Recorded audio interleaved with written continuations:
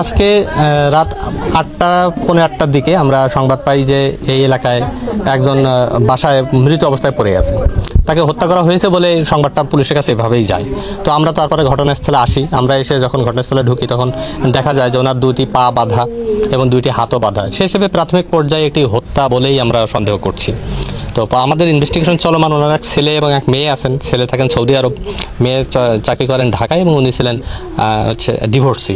তো সেই হিসেবে উনি একাই এখানে বসবাস করতেন। আর এই বাড়ির আশেপাশে যেহেতু কোনো বাসা নাই, তো এই কারণে হয়তো বা কেউ কোনো খবর সেভাবে পায়নি, সারাদিন ওনাকে কেউ খোঁজেনি। তো আমরা চেষ্টা করছি যে সে তদন্তপূর্বক এর উদ্ঘাটন করতে। পাশাপাশি পিবিআই এখানে আসছে, তারাও ছায়া তদন্ত করতেছে এবং সিআইডি ক্রাইম সিন এখানে আসতেছে। এখানে অনেক কিছু ব্যাপার আছে। আমরা এই কারণে ক্রাইম সিনটাকে ইনটেক্ট রেখে আমরা চেষ্টা করতেছি সেখানে যথেষ্ট পরিমাণ এভিডেন্স কালেক্ট করার। আচ্ছা, হত্যাকাণ্ড কবে হয়েছে এটা আমরা এক্স্যাক্টলি মেডিকেল রিপোর্টের পরেই জানতে পারবো। তবু আমরা সম্ভাব্য ধারণা করতেছি গত রাতের কোনো ঘটনা হতে পারে, কেন তারপর থেকে তার সঙ্গে কেউ যোগাযোগ করেছে বা কথা বলেছে বলে আমরা কাউকে তেমন পাইনি। আর ঘরে যেহেতু সকল আসবাবপত্র, তোষক, লেপ সব এলোমেলো অবস্থায়, এমনকি একটা ট্রাঙ্ক আছে সেইটাও একটু ভাঙ্গা অবস্থায়। তো সেই হিসেবে আমরা মনে করতেছি যে সেখানে অনেক কিছু খুঁজেছিল।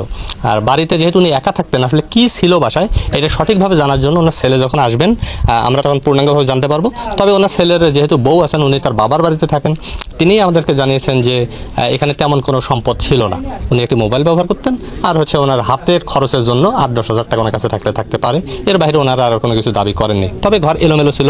আমরা চেষ্টা করতেছি সেখান থেকে যথেষ্ট পরিমাণ এভিডেন্স কালেক্ট করার।